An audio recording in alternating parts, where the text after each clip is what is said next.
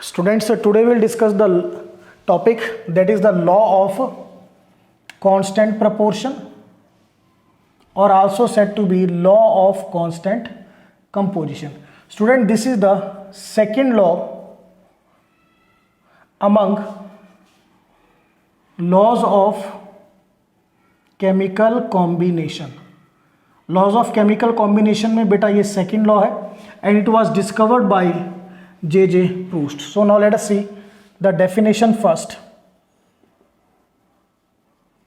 Now what the law says, a pure chemical compound is always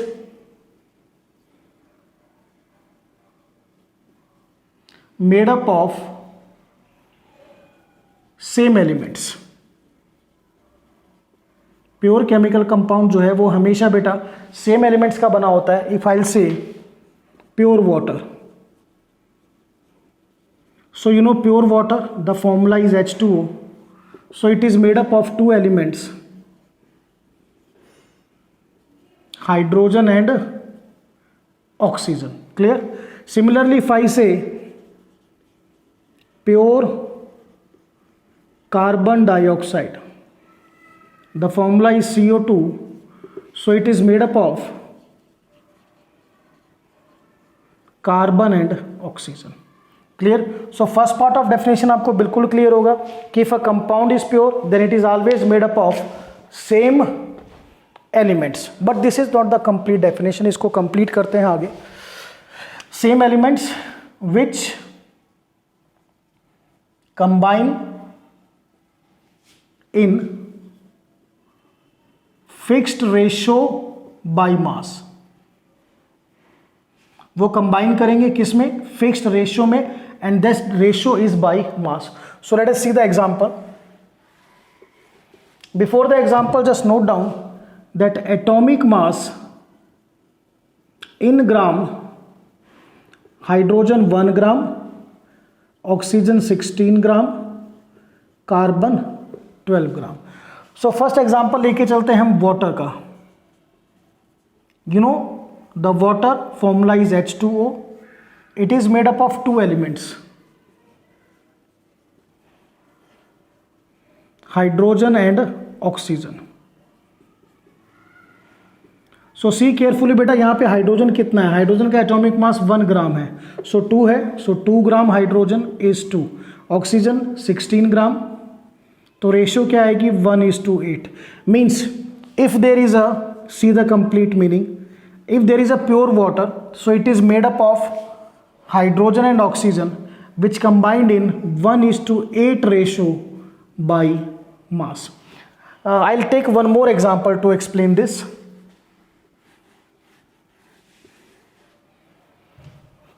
If I say pure carbon dioxide,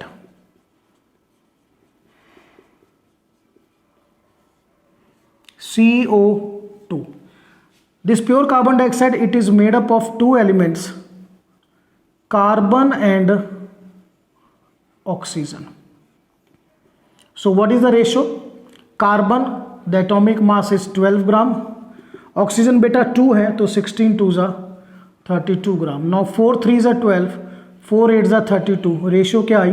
3:8. Now see, pure carbon dioxide is made up of two elements, carbon and oxygen, which combined in 3:8 ratio by mass. So I think 2 example are sufficient to understand this. Now we will discuss the experimental verification of the law.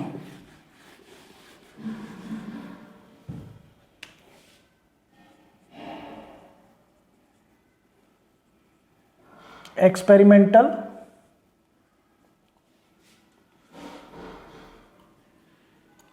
verification of the law.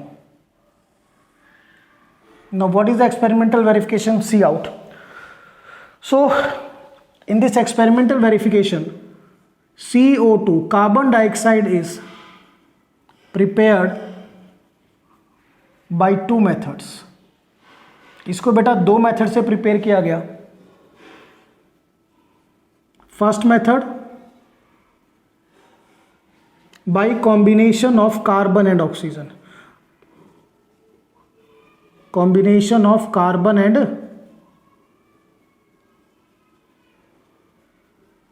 oxygen, that is C plus O2 CO2. This is the first method. In the second method, it is prepared by decomposition of calcium carbonate. CaCO3 is calcium carbonate. So the reaction is CaCO3 on heating gives you CaO plus CO2. So this carbon dioxide बेटा ये दो method से prepare हुई, first method and second method.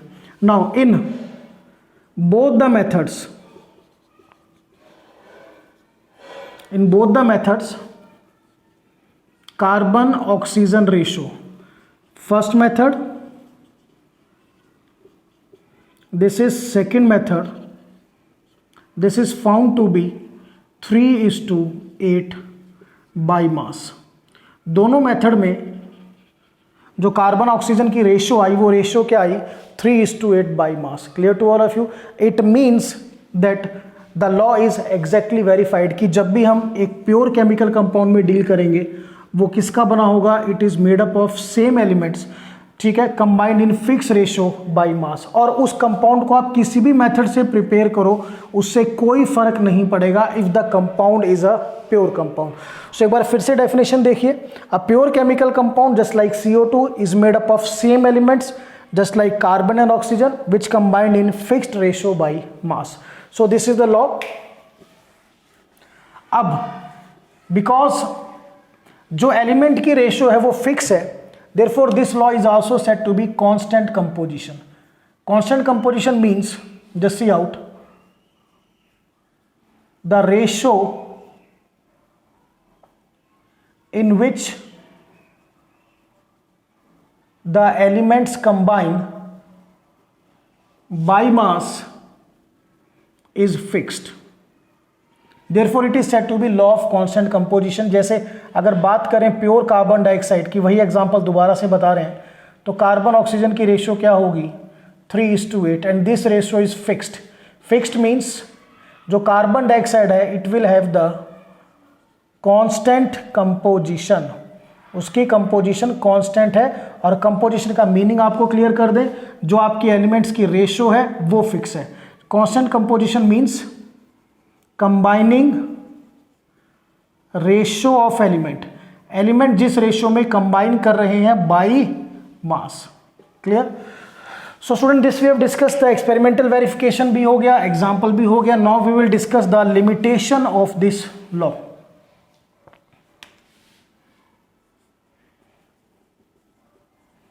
Limitation. So this law has two limitation. First limitation is this law cannot be applied in case of isotopes. हम इनको बेटा isotope में apply नहीं कर सकते. सो क्यों नहीं कर सकते, पहले एग्जांपल देखते हैं. सपोज आपने लिया वाटर. सो वाटर में हम किसकी रेशियो लेके चलेंगे, हाइड्रोजन और ऑक्सीजन. अब हाइड्रोजन के तीन आइसोटोप्स हैं, 1H1, 1H2 एंड 1H3. और ऑक्सीजन का हम एक ही आइसोटोप लेके चल रहे हैं, दैट इज 16. सो अगर आप ये 1H1 वाला आइसोटोप लेके चलोगे तो इसका मास कितना है 1 ग्राम. तो रेशियो क्या आएगी H2O में हाइड्रोजन ऑक्सीजन की 2:16, 1:8 बाई मास. अब अगर आप ये वाला आइसोटोप लेके चलोगे जिसका एटॉमिक मास 2 ग्राम है, सो बेटा 2 2 4 और oxygen 16. So ratio comes out to be 1:4 आ गई रेशियो. ये रेशियो कब आई, जब हमने हाइड्रोजन का कौन सा आइसोटोप यूज किया 1H2. सिमिलरली जब हम हाइड्रोजन का 1H3 आइसोटोप यूज करेंगे तो रेशियो क्या आएगी, अब इसका 3 का एटॉमिक मास कितना है 3 ग्राम. सो 3 2 6 और 16. सो दिस विल बी 2 3 6, 2 8 16. तो रेशियो क्या आई 3:8. अब देखिए, अगर आप डिफरेंट आइसोटोप लोगे, यहां पर मैंने आइसोटोप लिया 1H1 normally said to be protium. इस आइसोटोप से कंपाउंड वही है आपका प्योर वाटर, रेशियो क्या आई 1:8। अब अगर हमने दूसरा आइसोटोप लिया 1H2 which is normally said to be deuterium, तो रेशियो क्या आई 1:4 उसी कंपाउंड में, कंपाउंड वही है। And if I take the third isotope 1H3 normally said to be tritium, तो रेशियो क्या आई 3:8, यानी सेम कंपाउंड, एलिमेंट भी सेम है बट रेशियो क्या है डिफरेंट है, बिकॉज वो एलिमेंट कैसे एग्जिस्ट कर रहा है आइसोटोप। तो when ever the isotope changes, her isotope के बाद रेशियो चेंज होगी। 1H1 में रेशियो 1:8 है, 1H2 में रेशियो 1:4 है, और 1H3 में रेशियो क्या है 3:8। Clear to all of you? So what will I write? It cannot be applied in case of isotopes because with every isotope the ratio by mass in which the elements combine is different. हर बार जो ratio क्या आएगी वो different आएगी, जबकि law क्या कहता है कि अगर आपका कंपाउंड प्योर है, क्लियर, ठीक है, then it is made up of same element और रेशियो क्या होगी फिक्स होगी। तो आइसोटोप के में आपकी जो रेशियो है वो फिक्स नहीं होगी, therefore this law can not be applied in case of isotopes. Now the second limitation, this law can not be applied in case of functional isomers। Functional isomers पे भी हम इनको अप्लाई नहीं कर सकते। सो देखिए what are functional isomers.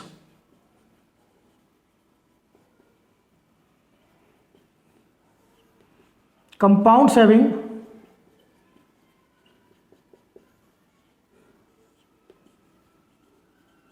Same molecular formula, उनका मॉलिक्यूलर फॉर्मूला क्या होगा बेटा, सेम होगा, बट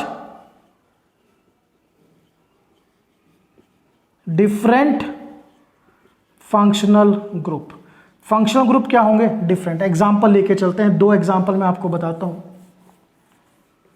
यहां पर, कि अगर हम बात करें फर्स्ट एग्जांपल की C2H5O, यह आपका मॉलिक्यूलर फॉर्मूला है, ठीक है। कार्बन हाइड्रोजन ऑक्सीजन की रेशो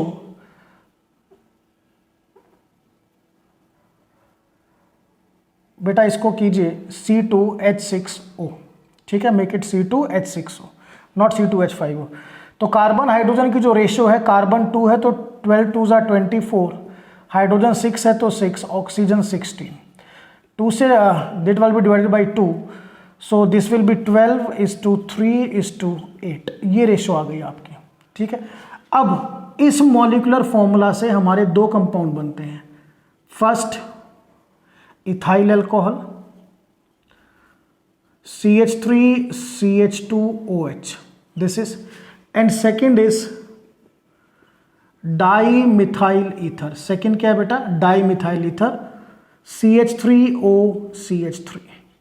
इन दोनों का मॉलिक्यूलर फॉर्मूला देखो, C2 hydrogen 3 4 5 and 1 6 and 1 oxygen, यहां पर भी 3 और 3 2 कार्बन है, हाइड्रोजन 3 और 3 6 और 1 ऑक्सीजन। सो ये जो 2 कंपाउंड हैं, इन दोनों में डिफरेंट कंपाउंड्स हैं, डिफरेंट इन द सेंस ये आपका अल्कोहल है और ये आपका ईथर है, clear. So whenever the nature of functional group is different but molecular formula is same, these are said to be functional isomer.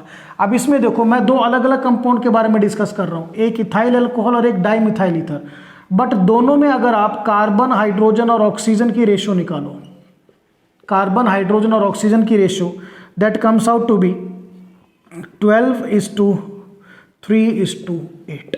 सो हमारा law क्या कहता है कि क्या ये पॉसिबल है कि 2 अलग अलग कंपाउंड में सेम रेशियो आ जाए, it is not possible according to the law, but functional isomer में 2 डिफरेंट कंपाउंड में भी आपके एलिमेंट की रेशियो क्या होती है, फिक्स होती है, सेम होती है, fix in the sense same होती है। क्यों सेम होती है, because of similar molecular formula. Molecular formula क्या है? सिमिलर। सो यहां पर क्वेश्चन आता है कि this law can not be applied in case of functional isomer. ठीक है, तो यहां पर हम रीजन क्या देंगे? Reason is because functional isomers have same ratio of elements by mass, which is not possible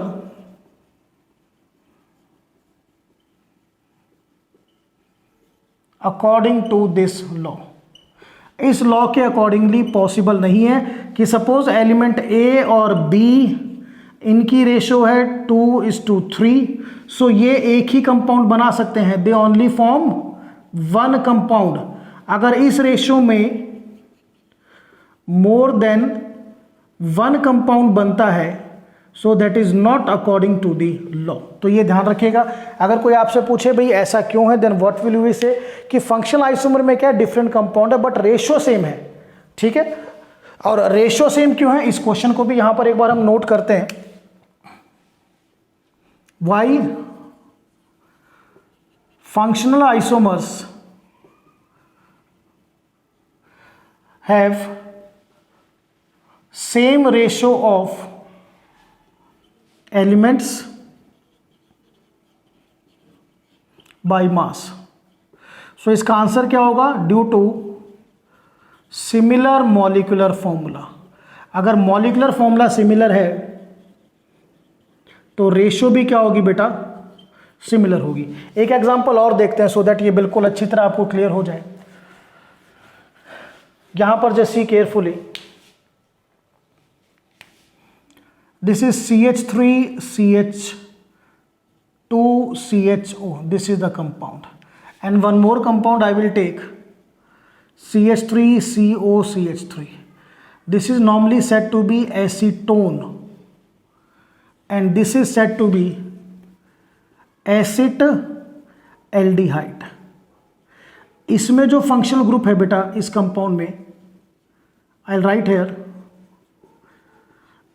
aldehyde functional group, and here aldehyde is CHO, and here ketone functional group CO। But अगर आप दोनों का molecular formula देखो, अब दोनों का molecular formula आपको बताता हूं क्या होगा। जस्ट सी आउट, कार्बन कितने हैं? 1 2 3, C3, हाइड्रोजन 3 4 5 6, H6 और एक ऑक्सीजन है। इसमें भी चेक कीजिए, कार्बन 1 2 3, 3 आ गए, हाइड्रोजन 3 + 3 6 और एक oxygen. So means these both they will have same molecular formula. दोनों का मॉलिक्यूलर फॉर्मूला सेम है, that is C3H6O। So due to which दो कार्बन हाइड्रोजन ऑक्सीजन की रेशियो आएगी वो भी क्या आएगी? सेम। देखिए यहाँ पे कार्बन 3 मीन्स 12 3 ज़ा 36, हाइड्रोजन 6, ऑक्सीजन 16, सेम है 12 3 ज़ा 36, 6 and 16। सो अगर इनको हम कट करें 2 से, सो this will B 18:3:8। So this will B 18:3:8। सो यहाँ पर ये मैंने एक और एग्जांपल आपके सामने एक्सप्लेन किया कि ये जो एसिटल्डिहाइड और एसीटोन है इनमें डिफरेंट फंक्शनल ग्रुप है, सेम मॉलिक्यूलर फॉर्मूला है, उसकी वजह से सेम रेशियो है, that is not possible according to law of constant composition. So उसके अकॉर्डिंगली प्रूफ नहीं है, देयरफॉर ये क्या है? आपके लिमिटेशन। सो एक बार फिर से देखते हैं। First limitation, can not be applied in case of isotope. क्यों? बिकॉज जैसे ही आप आइसोटोप को चेंज करोगे with different isotope ratio different आएगी। It can not be applied in case of functional isomer, क्योंकि फंक्शनल आइसोमर अगर आप लोगे तो वो डिफरेंट कंपाउंड्स होते हैं बट उनका मॉलिक्यूलर फॉर्मूला सेम होता है। Due to same molecular formula ratio क्या आएगी? सेम आएगी। But according to this law दो डिफरेंट कंपाउंड में एलिमेंट की सेम रेशियो नहीं आ सकती। So student, this we have completed the theoretical part of law of constant proportion. And after completing the theory, now let us discuss the numerical related to the law of constant composition. So these numerical, these are of two types. So first we will discuss type 1 numericals. So in type 1 numerical, what we have to do? Beta, you have given a data and you have to prove that the data is in accordance with law of constant proportion, कि जो data है वो किसके according है? Law of constant proportion के according है। तो इसके लिए करना क्या होगा? जस्ट सी आउट, सपोज आपका एक कंपाउंड है A B and this compound is prepared by different methods 1 2 3। इनमें क्या होगा? एक कंपाउंड को अलग अलग मेथड से प्रिपेयर कराया गया होगा या उस कंपाउंड के रिगार्डिंग अलग अलग एक्सपेरिमेंट दिए गए होंगे। दो चीज़ें हैं, either it is prepared by different methods और this particular compound undergoes 3 different changes. करना क्या है आपको? आपका कंपाउंड किसका बना है? ए और बी का। तो हर मेथड में आपको ए और बी की रेशियो निकालनी है। You have to find out the ratio of the elements in all the methods. Clear? यहाँ पर रेशो सपोज x आ गई, यहाँ पर रेशो सपोज y आ गई, यहाँ पर रेशो सपोज z आ गई। सो अगर इन सभी में जो रेशो वो सेम आए, x is equal to y is equal to z, means all the methods और all the experiment, if the ratio comes out to be same, then we can say that the law is verified, और we can say जो data है, data is in accordance with the law. So फिर से repeat कर रहा हूँ, क्या करना? या तो एक पर्टिकुलर कंपाउंड को अलग अलग मेथड से प्रिपेयर किया गया होगा या एक पर्टिकुलर कंपाउंड का ही अलग अलग एक्सपेरिमेंट किया गया होगा। करना क्या है? उस कंपाउंड के अंदर जो एलिमेंट है, जैसे कंपाउंड ए बी है तो इसमें एलिमेंट ए बी है, ठीक है, उन सभी एलिमेंट की डिफरेंट मेथड या एक्सपेरिमेंट में रेशियो निकालनी है। अगर सेम आ गई तो डाटा वेरीफाई है, नहीं आई तो data not verified. So I have already written the questions, just see out. Now question number 1 he says copper oxide is prepared by 2 methods, means जो हमारा कंपाउंड है वो कॉपर ऑक्साइड है और ये 2 मेथड से प्रिपेयर किया गया, ठीक है, मेथड फर्स्ट और मेथड सेकंड। हमें दोनों में कॉपर और ऑक्सीजन की रेशो निकालनी है। बिल्कुल इजी है। अब देखिए इस डाटा से आप कैसे निकालते हो।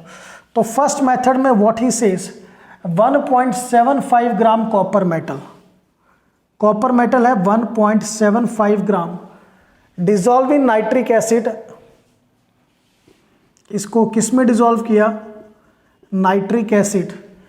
And igniting the copper nitrate, यानी यहां पर क्या बनेगा बेटा? I will get copper nitrate. This copper nitrate on igniting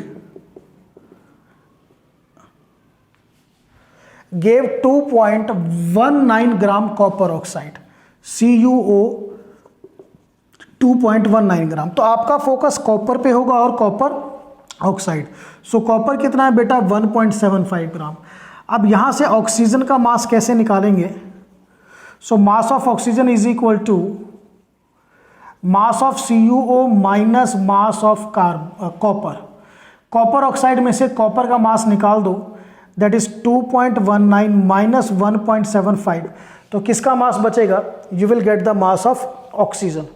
so this comes out to be 0.44 gram. ये हमने यहां पे पुट किया 0.44 gram. Clear to all of you? So अब रेशियो कैसे निकालनी है? सिंपली 1.75 को 0.44 से डिवाइड करो, on dividing you will get 3.977। तो ये हमारा फर्स्ट एक्सपेरिमेंट या first method. Now see out second. Second में ही says 1.14 gram metal dissolve in nitric acid. Metal means copper ही है, सो कॉपर है 1.14 ग्राम। इसको बेटा डिजॉल्व किया है नाइट्रिक एसिड में, HNO3। Nitric acid precipitated as copper hydroxide, यानी नाइट्रिक एसिड में जब इसको डिसॉल्व किया तो क्या बना बेटा? Copper nitrate. और इसको प्रेसिपिटेट किया, it is precipitated as copper hydroxide. By adding caustic alkaline solution. इसमें क्या ऐड किया है? They have added caustic alkaline solution. थोड़ा ना लाइन को ध्यान से पढ़ो तब क्लियर होता है कि क्या है। कई बार क्या होता है जल्दबाजी में हम गलती कर बैठते हैं। तो ये जो आपको केमिकल इक्वेशन की स्टेटमेंट दी जाती है इनको बड़े ध्यान से पढ़ना है, ठीक है। Now this copper hydroxide on heating, अब ये जो कॉपर हाइड्रोक्साइड है इसको हीट करना है। This on heating gives 1.43 gram of copper oxide CuO।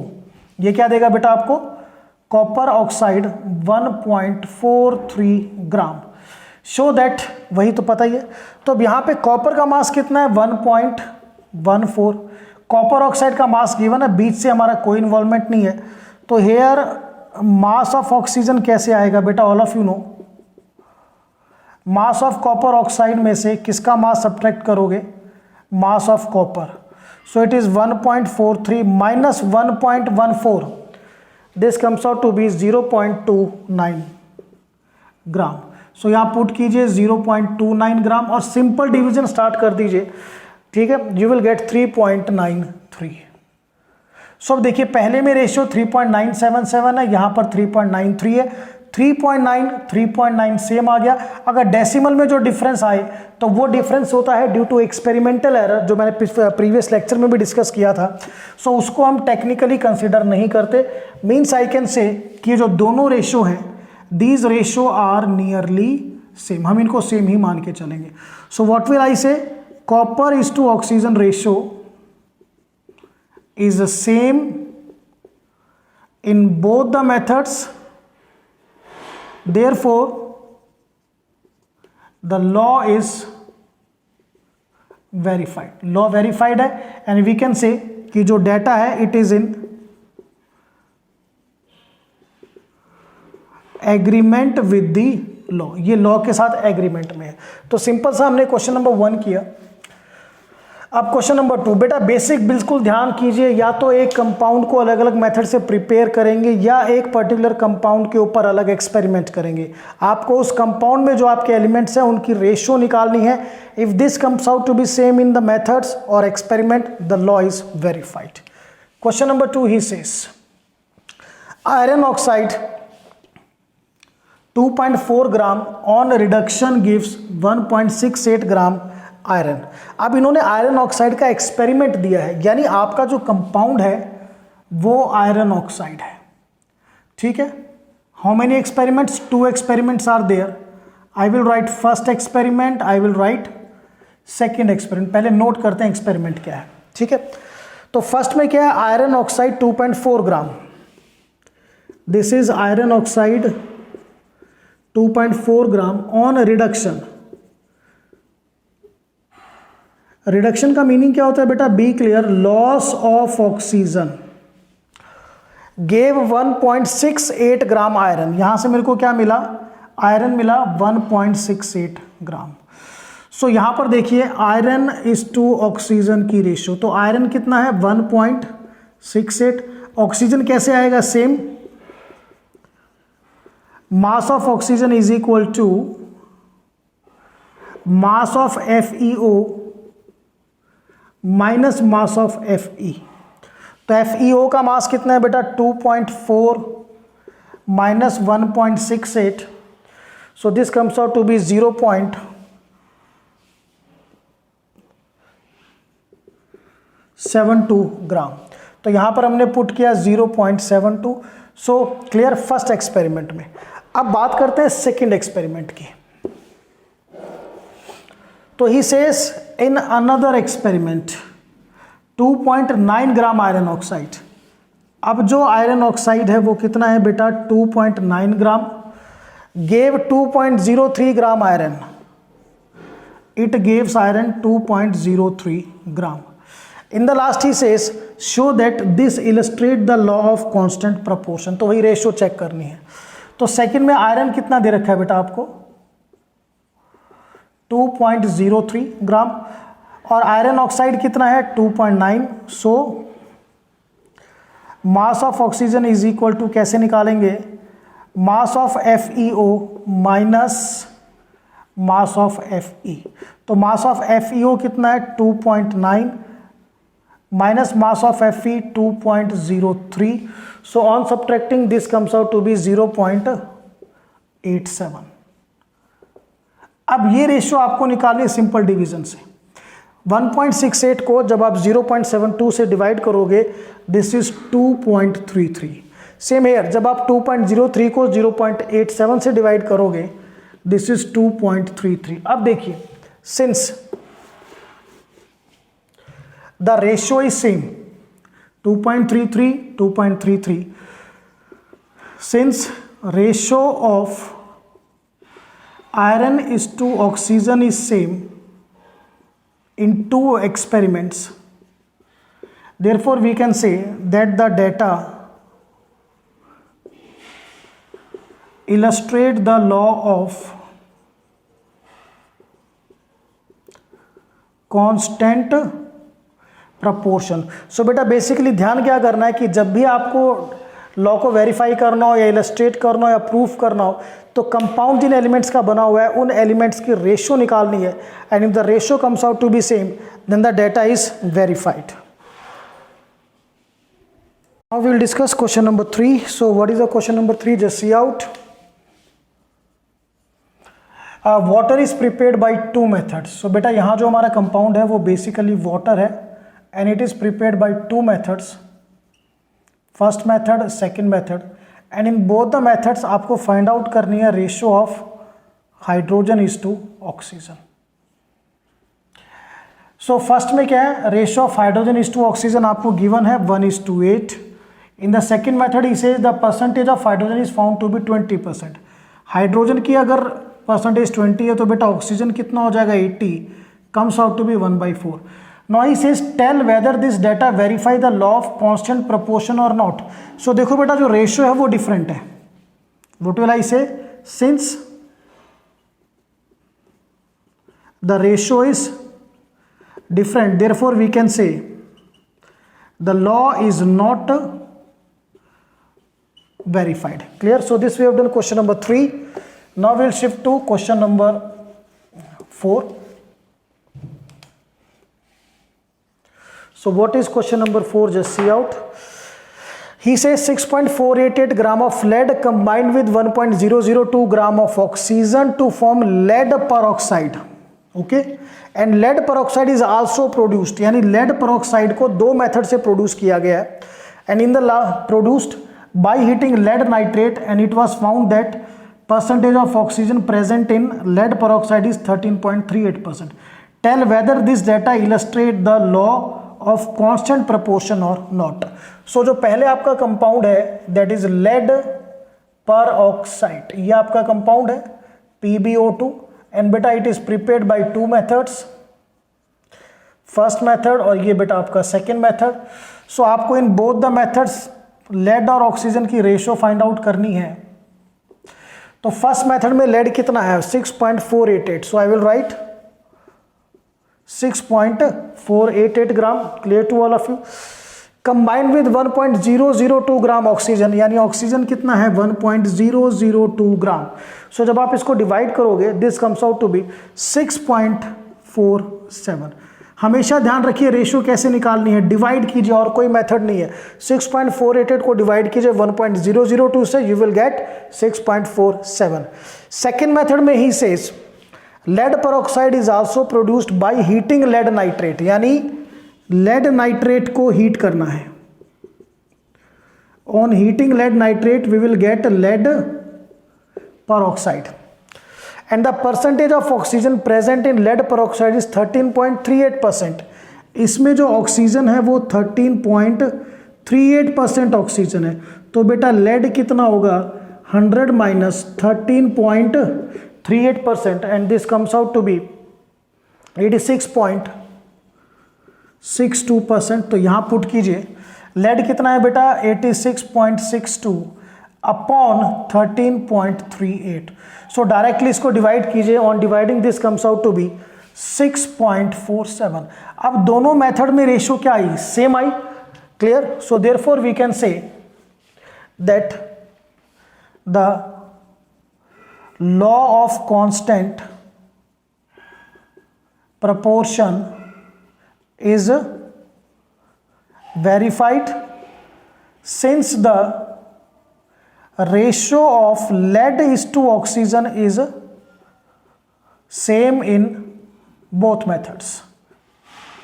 दोनों मेथड में जो रेशियो क्या आई, सेम आई, therefore the law is verified. Student, now we'll discuss the type 2 numericals. So in the type 2 numericals, we have to find out the mass of elements in compounds. Compound के अंदर आपको element का mass find out करना है. जैसे suppose CaCO3 के अंदर calcium कितना है, कार्बन कितना है, ऑक्सीजन कितना है, that you have to find out. And be clear, हम कब फाइंड आउट करेंगे, when this compound obeys law of constant proportion. और ये ओबे कब करेगा, when it is a pure compound. तो निकालने के मेथड यहाँ अलग अलग है, कोई पर्टिकुलर हमारे पास फॉर्मूला नहीं है. बट मेन क्या चीज़ है, अगर आपसे एग्जामिनर कहता है भाई एक पर्टिकुलर कंपाउंड में एलिमेंट का मास निकालिए, तो सबसे पहले आप चेक करोगे कि वो जो कंपाउंड है वो पहले प्योर कंपाउंड है या वो लॉ को वेरीफाई करता है, नहीं करता है. नहीं करता है तो हम फाइंड आउट नहीं कर सकते.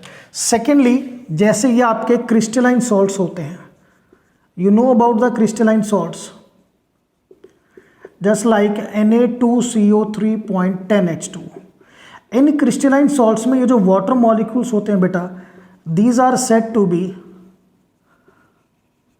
Water molecules of crystallization. So examiner कई बार इनकी भी परसेंटेज या इनका भी मास कैलकुलेट करवा लेता है. तो उसकी भी कंडीशन क्या है कि ये जो कंप्लीट आपका क्रिस्टलाइन सॉल्ट है, इट मस्ट ओबे लॉ ऑफ कांस्टेंट प्रपोर्शन. उसको ओबे करेगा तो हम फाइंड आउट कर सकते हैं, अदरवाइज नहीं कर सकते. तो ध्यान कीजिएगा, ये कंडीशन आपको अंडरस्टैंड करनी है. सो चलिए विल डू क्वेश्चन नंबर 1. यहां पर 3 क्वेश्चन हम करेंगे. So question number 1 he says, if law of constant composition is true given, calculate the mass of calcium, carbon and oxygen. आपको मास निकालना है calcium, mass of carbon and mass of oxygen. 3 के मास आपको find out करने हैं इन 20 gram of calcium carbonate. किसमें find out करने हैं, 20 ग्राम ऑफ कैल्शियम कार्बोनेट में. Calcium carbonate contain 40% calcium. इसमें कैल्शियम है 40%, कार्बन है बेटा 12% एंड ऑक्सीजन इज 48%. चलिए फाइंड आउट करते हैं. तो ये देखो कैल्शियम कितना परसेंट है, 40%, मीन्स 40/100. 40% किसका, CaCO3, कितना, 20 gram into 20. Clear to all of you. 40/100 into 20, this comes out to be 8 gram. अब कार्बन की परसेंटेज देखो कितनी है, 12%. सो 12/100 इंटू ये 12% CaCO3 में, और CaCO3 कितना गिवन है, 20. So this comes out to be 2.4 gram. Same oxygen, oxygen 48% है. सो 48/100 इंटू क्या करोगे बेटा, 20. So this comes out to be 9.6 gram. और अगर आप इनका टोटल करते हो, be clear, so this total comes out to be 20 gram. यानी इन तीनों एलिमेंट्स का टोटल करने पर आपको क्या मिलेगा, कैल्शियम कार्बोनेट का मास. मीन्स ऑटोमेटिकली हमने क्या कर लिया, चेक भी कर लिया. सो यहाँ पर कोई मैथमेटिकल फॉर्मूला नहीं, सिंपली आपको पता है कि अगर परसेंटेज दे रखी है तो मास कैसे निकालते हैं. ठीक है. So this we have done question number 1. अब बात करते हैं क्वेश्चन नंबर 2 की. He says copper sulphate crystal contains, copper sulphate crystals,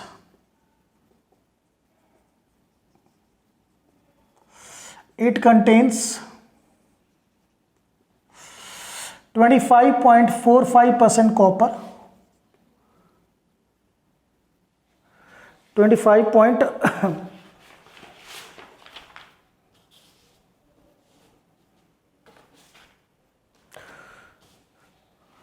copper is 25.45% copper and 36.07% water. Water है बेटा इसमें 36.07%। This is clear to all of you. 36.07% आपको water given है। If law of constant composition is true, calculate the weight of copper required. आपको निकालना है weight of copper required to obtain 40 gram of crystalline copper sulfate, to obtain 40 gram of crystalline copper sulfate। यानी ये कहता है कि ये आपका कंपाउंड है 40 gram copper sulphate, crystalline copper sulphate. इसमें मुझे कितना कॉपर चाहिए और कॉपर की परसेंटेज आपको दे रखी है। तो वेट ऑफ कॉपर कितने परसेंट है बेटा? 25.45% मीन्स 25.45 अपॉन 100, और कितना मेरे को बनाना है? Into 40। Clear? So this comes out to be 10.18 gram. So clear? बिल्कुल सिंपल क्वेश्चन था। कॉपर का मास निकालना है तो कॉपर की परसेंटेज है 25.45 अपॉन 100। ठीक है ना? कितना कॉपर सल्फेट बनाना है? क्रिस्टलाइन 40 ग्राम, तो इंटू क्या कर दिया मैंने? 40। ठीक है, चलिए now we will do the last question of type 3, just see out. So last question of type 3, he says if law of constant proportion is true, ये तो दे दिया। he says ratio of hydrogen and oxygen in water is 1:8। Water में hydrogen oxygen की ratio क्या है? 1:8। Clear? Calculate the mass of hydrogen and oxygen. आपको find out करना है बेटा mass of hydrogen and mass of oxygen in 36 gram water. Water कितने ग्राम है? 36 ग्राम वाटर।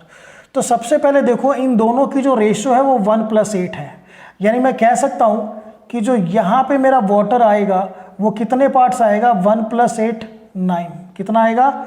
1+8 9 पार्ट्स। पार्ट देखिए, हाइड्रोजन ऑक्सीजन की रेशियो 1:8, यानी टोटल कितने पार्ट्स हुए? 1+8 9 पार्ट्स। इन 9 पार्ट्स में 1 पार्ट हाइड्रोजन है और 8 पार्ट्स ऑक्सीजन। तो देखो अब हाइड्रोजन का मास निकालना, तो हाइड्रोजन कितने पार्ट्स हैं? 1 पार्ट कितने में? 9 में, इनटू कितने में निकालना है? 36 में। सो 9 4 ज़ा 36, 4 ग्राम हाइड्रोजन। सिमिलरली ऑक्सीजन पे आइए। ऑक्सीजन यहाँ कितने पार्ट्स है बेटा? 8 पार्ट्स। टोटल कितने पार्ट्स हैं? 8 + 1 9, और हमें कितने में निकालना है? वाटर में 36 ग्राम। सो 9 4 ज़ा 36, सो 8 4 ज़ा 32 ग्राम oxygen. So this we have simply used. So student, this we have completed a very important law, that is a law of constant proportion और law of constant composition, जिसमें बेसिकली 2 टाइप के numericals हैं। First आपको law verify करना है, तो मैंने आपको बताया एक पर्टिकुलर कंपाउंड में या तो डिफरेंट मेथड से प्रिपेयर करेंगे या उसके ऊपर डिफरेंट एक्सपेरिमेंट करेंगे। सो आपको एलिमेंट की रेशियो निकालनी है। If this comes out to be same, law is verified. Second में आपने देखा कि हम एलिमेंट्स का मास निकालते हैं, तो मास निकालने के लिए सबसे पहली कंडीशन आपको ध्यान रखनी है कि जो आपका कंपाउंड है it must obey the law of constant proportion. Then simple by mathematical calculation, कोई फॉर्मूला नहीं लगाया, this is said to be the simple mathematical, you can say simple mathematics. तो by applying the simple mathematics हम calculation कर सकते हैं. So this is all about the topic, that is the law of constant proportion. That's all.